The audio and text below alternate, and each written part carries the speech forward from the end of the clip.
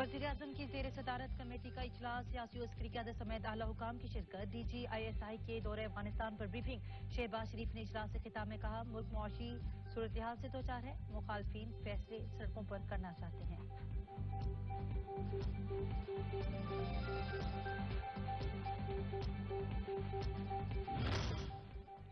वज़ीर-ए-आज़म शहबाज शरीफ से chief of army staff की मुलाकात। सिक्योरिटी सूरत-ए-हाल पर तबादले ख्याल किया गया।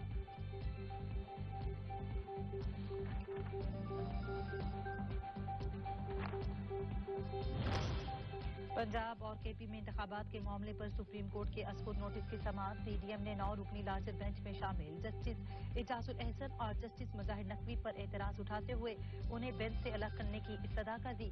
फारूक नाइक ने कहा कि जजेस से कोई जाती खलफशार नहीं, जो हिदायत मिली वो सामने रख रहा हूं।